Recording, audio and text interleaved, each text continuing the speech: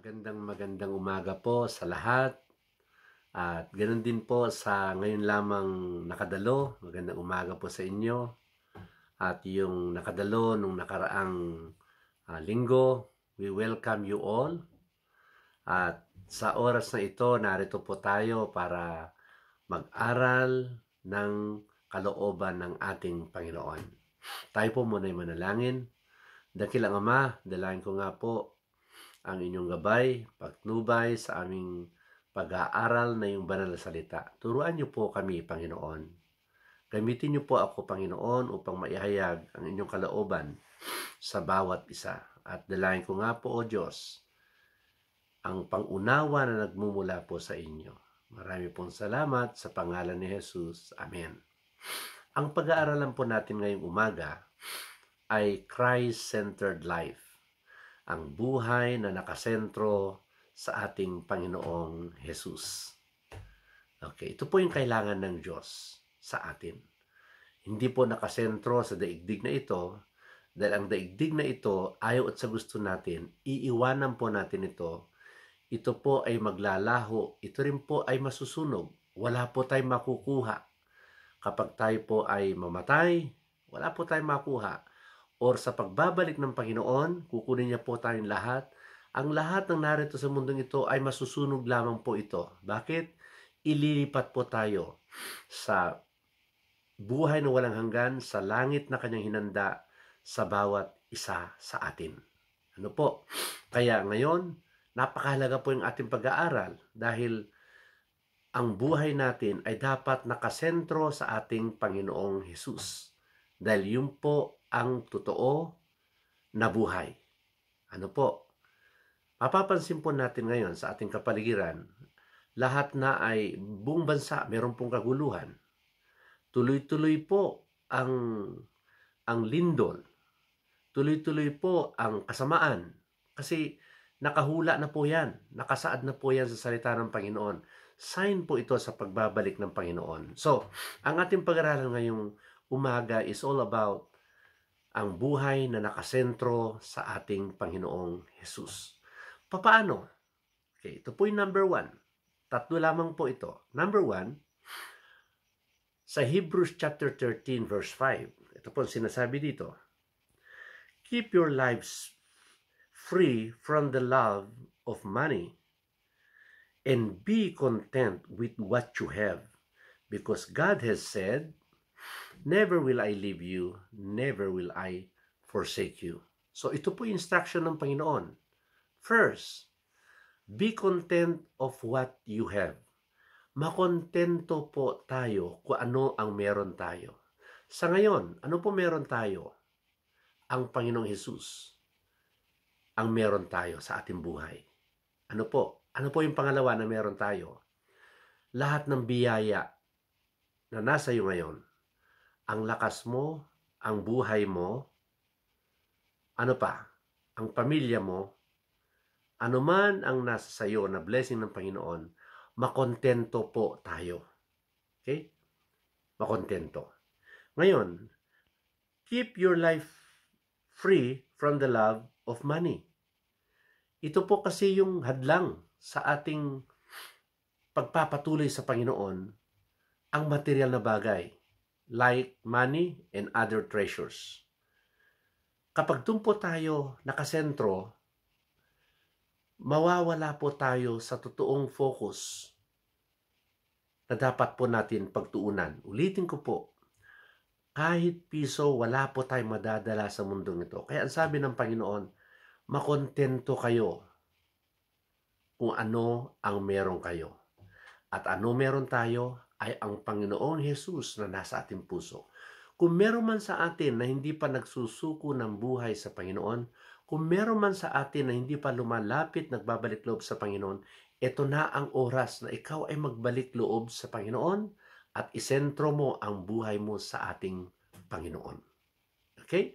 Number 2, na verse na ating pong babasahin ay ang 1 Timothy chapter 6, verse 6. Tingnan po natin anong sinasabi niya. But godliness with contentment is great gain. Tingnan nyo ang pagiging makadiyos na merong kasiyahan o merong contentment, ito po ay napakalaking blessing na o napakalaking kayamanan na o gantimpala. Kung meron kang buhay na makadiyos with contentment, ito'y napakalaking pakinabang na o blessing o kayamanan. Ito po ang nais ng Panginoon. Why? Sabi diyan, for we brought nothing into the world, and we can take nothing out of it. But if we have food and drink, we will be content with that. Dahil dumating tayo sa mundo, sabi niya, aalis din tayo sa mundong ito, wala rin naman tayo madadala. Kaya makontento tayo kung tayo kumakain at meron tayong damit, makontento tayo doon, sabi ng Panginoon. Kasi kapag ganun yung uri ng ating pag-iisip, lalo po tayong pagkakatiwalaan ng ating Panginoon. Lalo po tayong pagpapalain ng ating Panginoon. Okay? Ito ang nais niya na kaisipan na meron tayo. Na makontento tayo dahil ito po yung buhay natin bilang Kristiyano. Instruction ng Panginoon. Okay? So, sabi pa nga dyan, kung ating idugtong po yung verse 8, those who want to get rich fall into temptation and a trap and unto many foolish and harmful desires that plunge people into ruin and destruction. So, those who want to get rich fall into temptation. Kapag yung pera po yung ating hinahabol, ang sabi dito, yung po yung ating dinidesire sa Panginoon, okay? Kung nakasentro po tayo sa pera, ano sabi dito? Tiyak masisira ang ating buhay at maliligaw tayo. Okay, bakit? Wala naman tayo madadala. Kung doon tayo nakasentro, yun ang hinahabol natin. Pagdating ng Panginoon, maiiwan lahat yan. Or kung ikaw ay mauna, mamatay, bago dumating ang Panginoon, wala ka rin madadala. Kaya ang sabi niya dito, free yourself from the love of money, and kung meron tayong i-desire, ay ang gawin ang kalooban ng ating Panginoon. Dahil ito yung totoong buhay natin. Kung meron tayong, kaya nga sabi ng Matthew 6:33 is, hanapin mo ang kanyang kalooban at anumang bagay ay kanyang idadagdag sa iyo. At ang lahat ng bagay ay kanyang idadagdag sa iyo. Proverbs 37 verse 4, ano sabi niya? Magalak ka sa pagsunod mo, pagmamahal mo sa Panginoon. Bigyan mo siya ng kagalakan. At ibibigay niya rin naman yung desire ng puso mo. So, lagi inuuna ang Diyos, hindi yung baliktad. Okay? Kaya, nakita niyo kung bakit napakarami ang hindi makakasimba? Material po iniisip. Ay, maglaba muna ako. Ay, mag-sideline muna ako. Ay, ang uunahin po ay puro material. Tandaan niyo po, ang instruction ng Panginoon. Unahin mo yung nagbibigay ng lakas. Unahin mo yung nagbibigay ng buhay. Dahil kapag inilaan mo yung isip mo sa puro material lamang, ang sabi dito, tsak, mapapahamak ka. Mapapahamak po tayo. Kasi hindi yan makapagligtas sa atin. Hindi yan yung tunay na makapagbigay ng ligaya sa atin. Bagkus ang sabi dito, distraction. Wala ka ng kasiyahan sa buhay. Wala ka ng kapanatagan. Laging pangamba, takot. Bakit? Ang inuuna natin ay ang desire natin ay laging yumaman. No. Kung meron tayong i-desire, yumaman tayo sa pagsunod, paggawa ng kalooban ng ating Panginoon. So, number 2 po, sa Christ-centered life is, makikita po natin yan doon pa rin sa 1 Timothy chapter 6 verse 11 and 12. Ito po sinasabi. Okay. verse 11. But you, man of God, flee from all this and pursue righteousness, godliness, faith, love, endurance, and gentleness. Okay? So, iiwasan daw natin yung i-desire natin lagi ang material, bagkus ano daw ang hahabulin natin? Pursue. Ang hahabulin natin, ito po number 2 na susi. Magawa ang kalooban ng Panginoon. Ito po number 2. Sabi niya, pursue righteousness. Ano daw yung pakamimitin natin o yung hahabulin natin? Righteousness. Yung pagiging matuwid. Ano po number 2? Godliness. Pagiging makadiyos. Number 3, pananampalataya. Ito po yung ating pagsisikapan, yung laging pananampalataya. Righteousness, godliness, faith. Ano pa? Love. Huwag magkimkim. Bagkus laging magpatawad. Magmahal. Okay? Palitan natin lahat ng, kaya nga sabi ng Panginoon love your enemy. Kasi ang hirap makapagpatuloy sa buhay Kristiyano natin kapag nandyan yung masyado tayo maramdamin, lagi tayo matampuhin. No, ang sabi dito, magpatawad at magmahal. Magkatabi po yan. Okay? Or, yun po ay lagi magkadikit. Kapag sinabing love, ibig sabihin, nandun yung forgiveness. Ang Panginoon, pinatawad tayo at anong ginawa niya? Minahal niya tayo. So, laging, yun po yung pursue natin, yun po yung hahabulin natin, yung pagmamahal. And katatagan, endurance, at ang kahinahunan. Lagi tayong mahinahon. Ito po yung number 2. How to be Christ-centered. Nakasentro ang buhay mo sa Panginoon. Ito lagi ang hahabulin mo. Katuwiran, makadiyos, pananampalataya, pag-ibig, katatagan, at kahinahunan. Amen? Ito po yung pangalawa. Na laging parang batayan. Dapat na ipapamuhay po natin. 1 Timothy 6:11 and 12. And the last. Okay? Last. Number 3 po, na how to be Christ-centered. Diyan pa rin po sa 1 Timothy 6:17 to 19. Ito po ang sinasabi. Command those who are rich in this present world not to be arrogant, not to put their hope in wealth, which is so uncertain, but to put their hope in God, who richly provides us with everything for our enjoyment. Okay, atin muna ipaliwanag ito. Command those who are rich. Ano daw ang gagawin natin ng pangatlo? Na nakasentro ang buhay natin sa Panginoon? Isipin din natin, ito mga tao na kapaligid sa atin. Bigyan natin, ang sabi dito, command those. Atin daw silang himukin o atin silang kausapin na those who are rich in this present world would not be arrogant. Sasabihin natin sa kanila na huwag nila ipagyabang ang kanilang mga kayamanan. Dahil ano sabi niya? Uncertain, walang katiyakan doon. But to put their hope in God. Ito po yung mga natin gagawin. Mag-akay din tayo ng mga tao na wala pa sa Panginoon. Isinesentro na din natin ang kanilang buhay sa Panginoon. Inaakay natin sila sa Panginoon. Okay?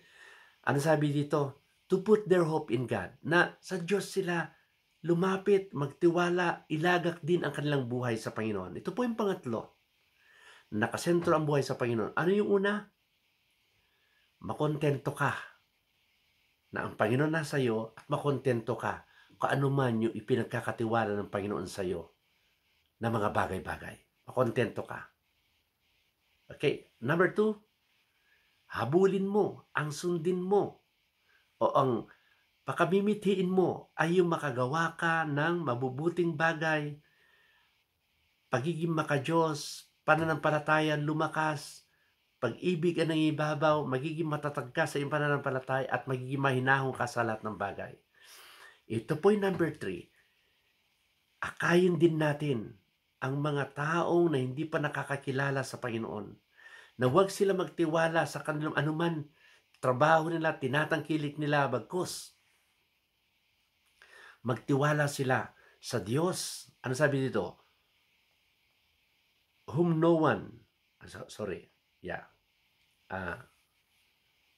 Okay, sabi niya, to put their hope in God, who richly provides us with everything for our enjoyment.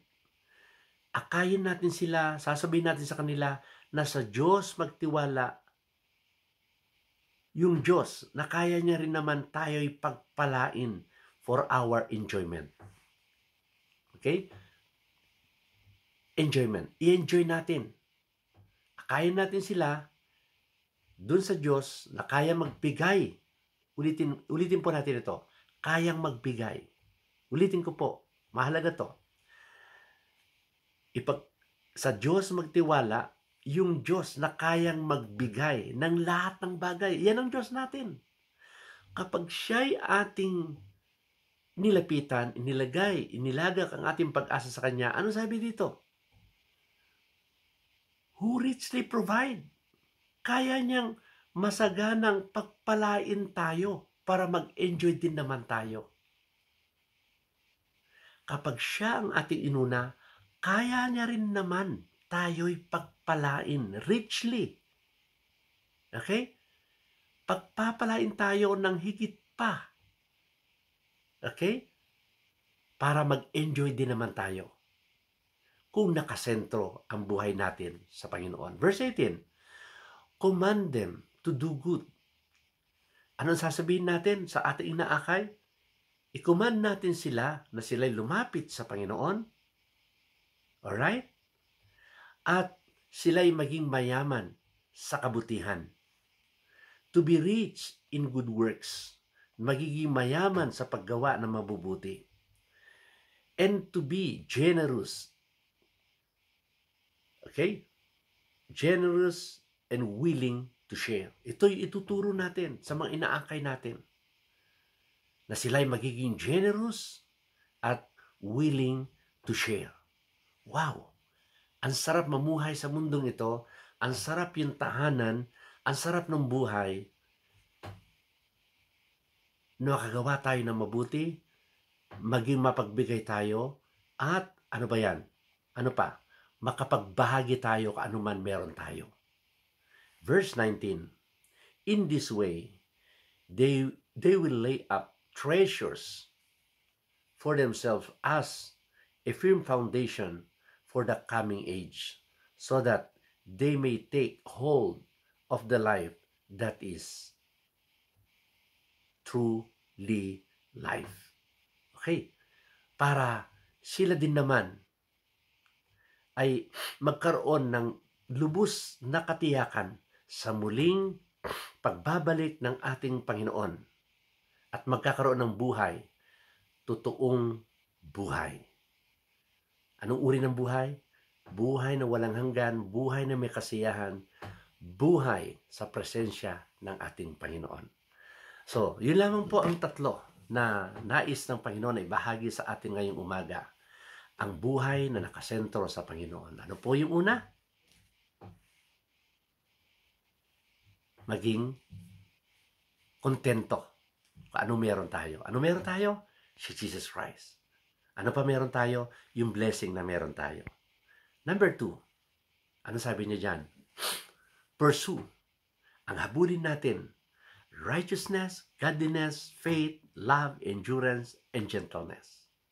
And number 3, to share the gospel, to share to our loved ones, to the people around us. Let us warn them, let us command them. Yan ang sabi ng Bible. Sabihin natin sa kanila na ang pag-asa nila ay sa Diyos. Bakit? God can provide richly blessings in our lives for us to enjoy. Okay? So, may God bless us all. Shall we all bow down our heads and let us pray? Okay?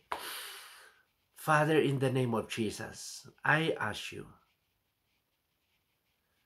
to make every heart, every mind centered on you. Ilalaan po namin ang aming buhay na nakasentro sa iyo. Nalaman po namin sa panahon ngayon, narito na ang lahat ng signs na muli mong pagbabalik. Kung kaya't, salamat sa mensahe mo ngayong umaga na dapat ang aming buhay ay nakasentro sa iyo, hindi sa anumang kayamanan. Dahil ang mga kayamanan, kung ito ang aming mimithiin, mapapahamak kami. Ngunit kung ikaw ang aming nilalapitan, pinaglilingkuran, minamahal ng buong puso't isip at puso, salamat Panginoon, dahil ito ang tunay na magdadala sa amin sa mapayapa at tunay na buhay, tunay na kaunlaran. Dalayan ko po ang bawat isa na ito po lahat ang aming mimithiin sa buhay. Ikaw ang magiging sentro. Salamat po, Panginoon. At sa muli mong pagbabalik, handa kami humarap sa iyo.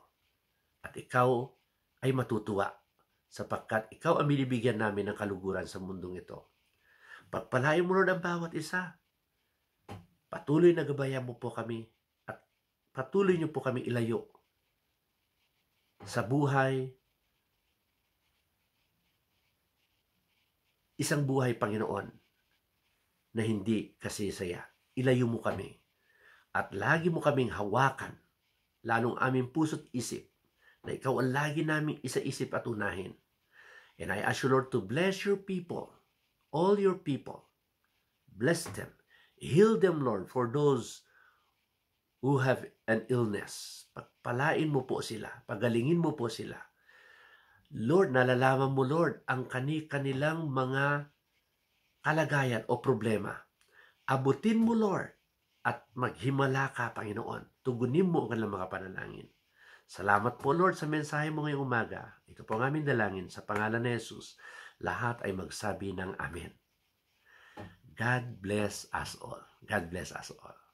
See you next Sunday.